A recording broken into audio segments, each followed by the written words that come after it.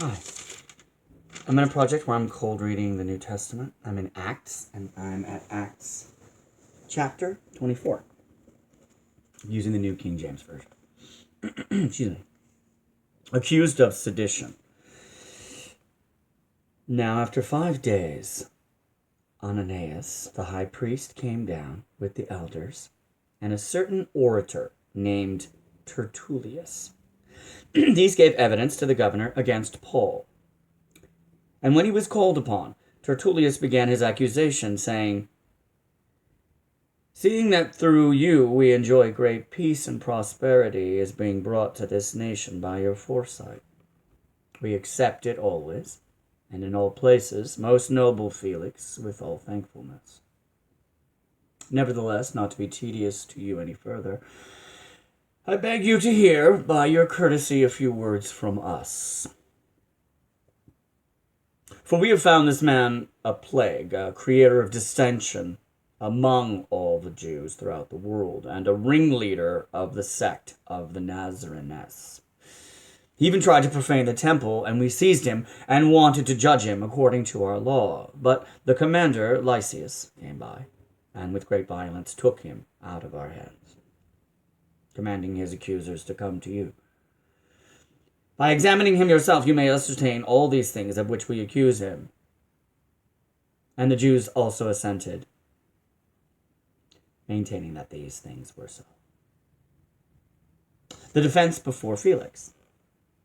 Then Paul, after the governor had nodded to him to speak, answered, "Inasmuch as I know that you have been for many years a judge of this nation, I do the more cheerfully answer for myself. Because you may ascertain that it is no more than 12 days since I went up to Jerusalem to worship. And they neither found me in the temple disputing with anyone, nor inciting the crowd, either in the synagogues or in the city.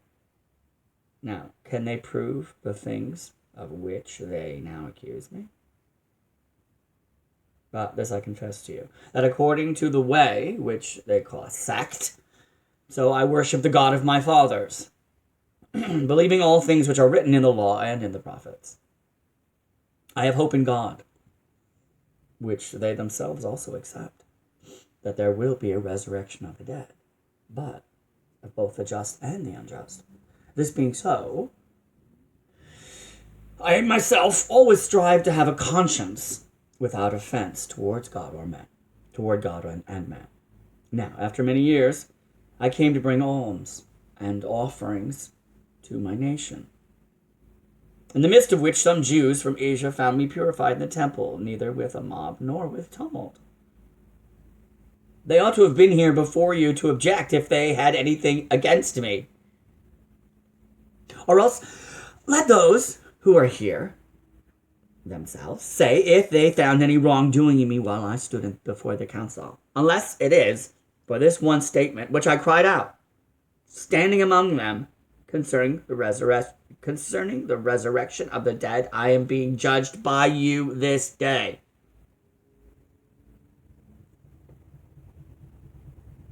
Felix procrastinates.